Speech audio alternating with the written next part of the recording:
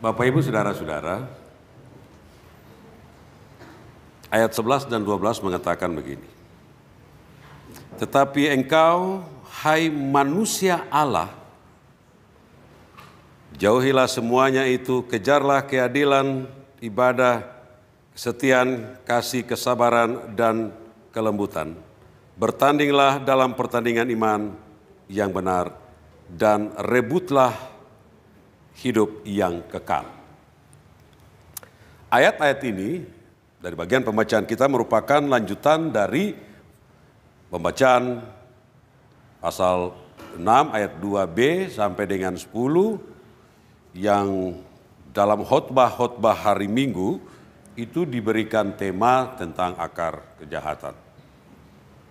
Tetapi bagi saya, seperti khotbah hari Minggu saya, bahwa saya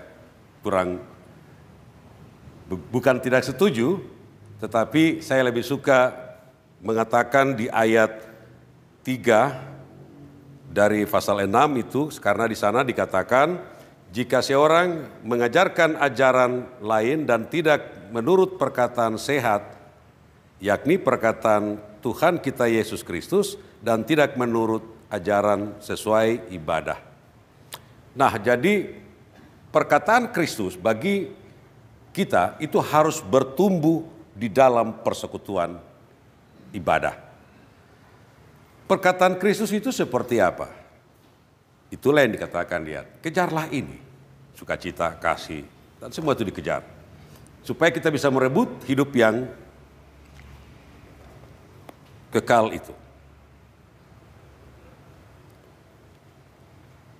Bagian ini memang disampaikan kepada Timotius karena waktu itu Timotius ada di Efesus.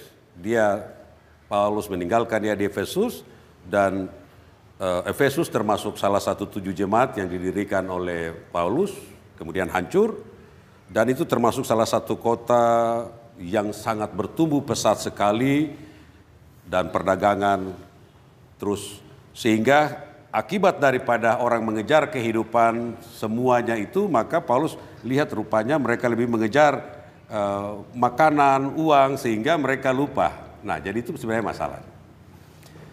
Dengan begitu maka dari persoalan yang ada di Efesus itu, maka Paulus mau kasih tahu kepada Timotius supaya jaga itu ibadah itu baik. Nah, ibadah seperti yang kita tahu bahwa baik ibadah dari pemahaman baik oleh orang Yahudi sendiri di sinagoge itu ada Sema Yahweh, mereka membaca, kemudian ada doa, mereka baca, buka kitab Taurat Musa lalu membaca dan menjelaskan. Di Bait Allah juga begitu, dan semua itu baik ibadah di sinagoge maupun di Bait Allah di zaman kerajaan itu, Yesus menyatukannya itu. Dia menyatukan semua tentang ibadah itu. Nah, jadi sebenarnya bukan tema hari Minggu yang tentang akar kejahatan, karena akan berada pada satu pokok saja, yaitu uang. Tetapi banyak hal yang menyebabkan, karena berbagai hal Rasul Paulus menasihati Timotius supaya dia melihat. Itu salah satu bagian yang terkecil saja. Nah, maka kalau perkataan Kristus itu harus tumbuh di tengah-tengah ibadah, persekutuan itu, maka hal-hal yang kecil itu tidak akan terjadi. Tapi karena ada sesuatu yang hilang di dalam persekutuan itu, sehingga muncullah hal-hal itu. Nah, hal yang hilang itu adalah kasih. Kasih yang pertama-tama ada di Efesus. Nah, tentang kasih ini juga bagi Bapak Ibu teman-teman majelis yang pernah mendampingi saya untuk memberi penggembalaan dari anggota jemaat, saya sering membaca tentang Efesus 5 ayat 22 sampai dengan 32. Karena di sana berbicara tentang kasih Kristus adalah dasar hidup suami istri. Tetapi bagi Rasul Paulus, ini rahasia yang besar. Karena itu di ayat 32, Efesus 5 ayat 32, 31 dikatakan, karena itu seorang laki-laki harus meninggalkan ayah dan ibunya dan bersatu dengan istrinya. Kata-kata itu juga Paulus kutip dari Kejadian 2 ayat 24 yang sama juga. Nah, dengan maksud bahwa bukan laki-laki seperti manusia ini, tetapi Yesus maksudnya. Yesus di dalam kekekalan Allah Bapa meninggalkan kerajaannya, meninggalkan Bapanya dan datang kepada dunia, kepada mempelai wanita yaitu jemaatnya untuk menyelamatkannya. Itulah kasih yang besar. Karena begitu besar kasih Allah akan dunia ini sehingga ia telah mengaruniakan anaknya yang tunggal. Yesus meninggalkan kemuliaan Bapa dan bersatu dengan jemaat. Dan bukti daripada kasih itu adalah pengorbanan di kayu salib. Nah, kasih ini yang hilang, jadi Paulus bilang tentang hal berbagai-bagai hal, bersilat lidah, karena pengetahuan. Karena kasih itu sudah hilang, maka mereka mengandalkan pemikiran, filsafat. Maka bukan lagi kata-kata Injil, tetapi apa yang dipikirkan oleh manusia sehingga timbul silat lidah lah, iri, dengki, iri hati. Semua itu timbul karena kasih sudah hilang. Tidak ada persekutuan apa-apa di jemaat di Efesus. Dalam persekutuan tidak ada lagi kasih. Sudah memudar semua.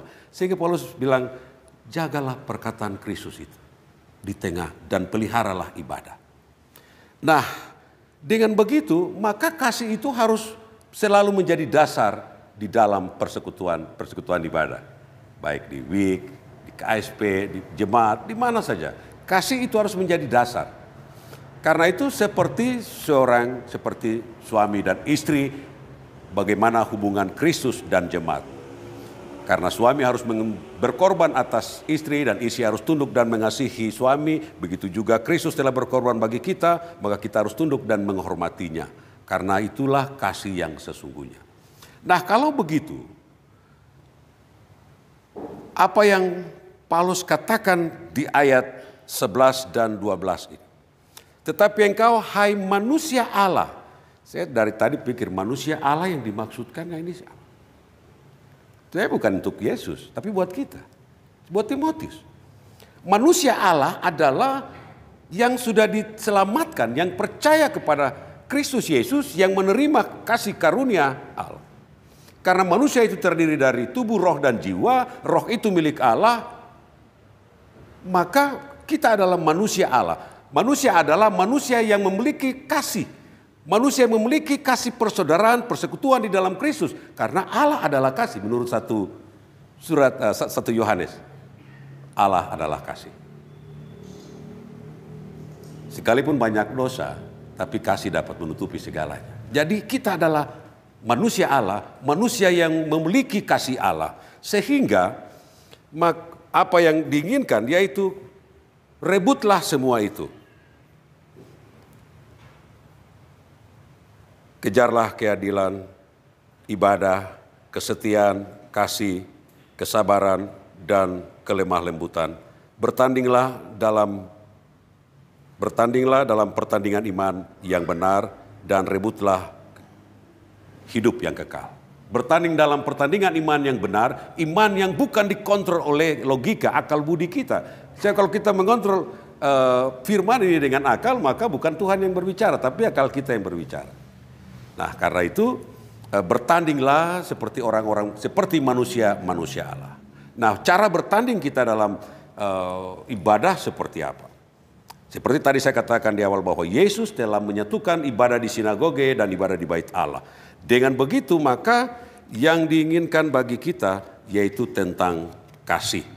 Di hari Minggu saya berbicara tentang seorang Samaria yang murah hati. Jadi ada penjahat, mereka memukul seseorang, dia terbaring di pinggir jalan, lalu datanglah seorang Yahudi, lalu dia lihat, dia bergeser, dan kemudian ada lagi yang datang, dia menyingkir, tapi ketika orang Samaria itu datang, dia melihat dan dia mengangkatnya, dia membersihkan lukanya, dia bawa di penginapan, dia balut, dia bilang orang yang punya penginapan itu, tinggallah dia di sini, saya akan bayar kalau kurang uang juga. Jadi ibadah itu adalah melayani sesama, itu maksud. Selain kita memuji, bersekutu ritual, tetapi tindakan lanjut daripada ibadah itu adalah kita melayani orang lain.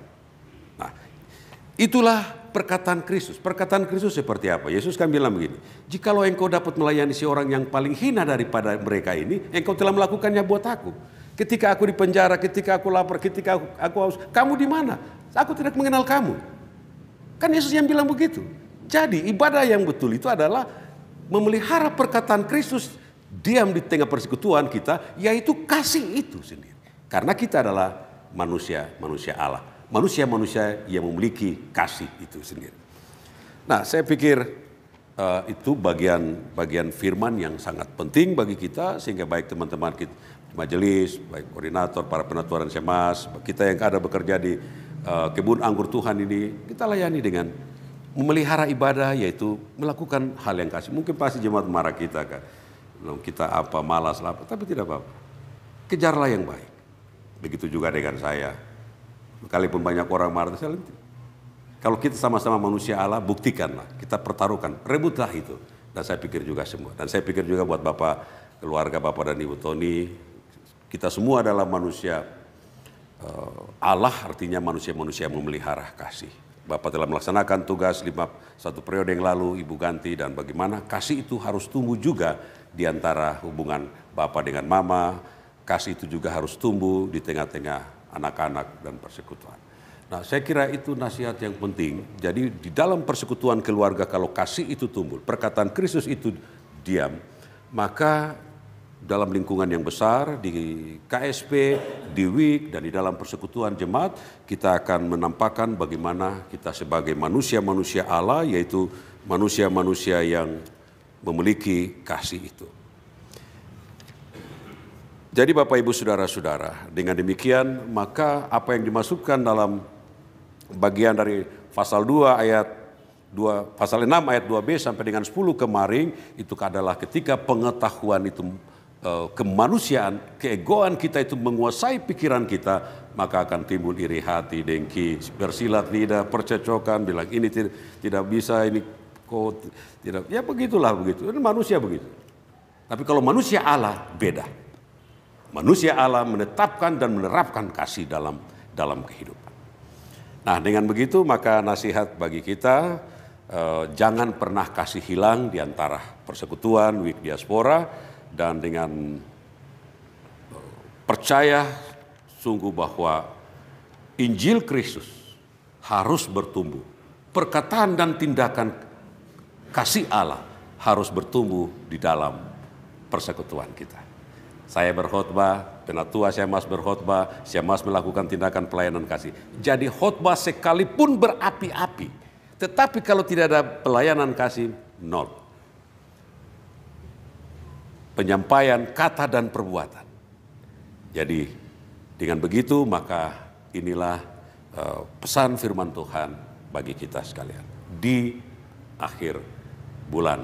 Nah, ketika kita akan memasuki bulan yang baru, kita akan berusaha sebagai manusia-manusia Allah untuk menghidupkan kasih itu.